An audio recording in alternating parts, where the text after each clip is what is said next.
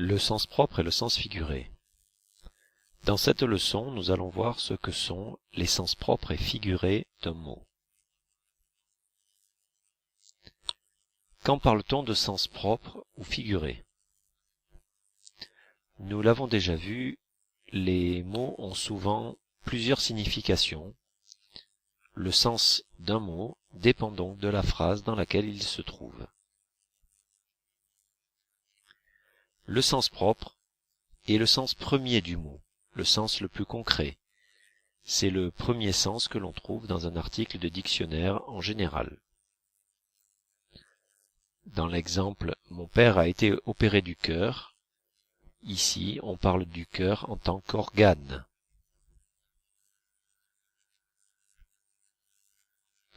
Le sens figuré est un sens dérivé du mot, souvent utilisé dans une expression imagée. Cet homme a un cœur de pierre. Ici, le cœur ne désigne pas l'organe, mais est utilisé dans l'expression un cœur de pierre qui signifie être insensible.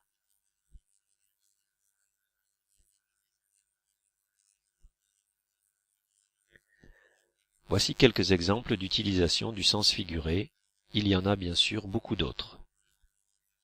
Avoir une langue de vipère, qui signifie dire du mal de quelqu'un.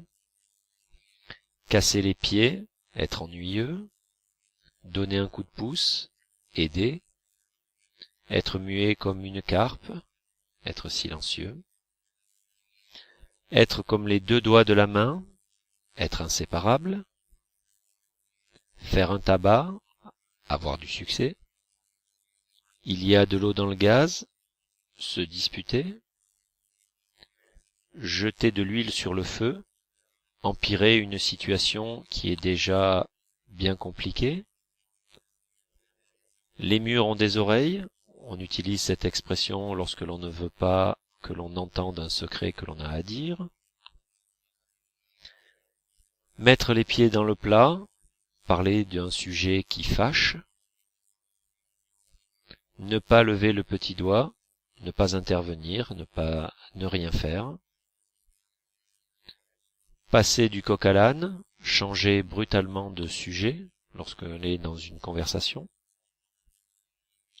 Prendre des gants, être délicat lorsque l'on parle d'un sujet. Remonter les bretelles, disputer quelqu'un. Se serrer les coudes, être solidaire. Tirer les verres du nez, interroger quelqu'un.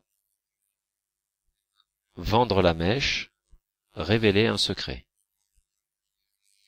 Cette leçon est maintenant terminée.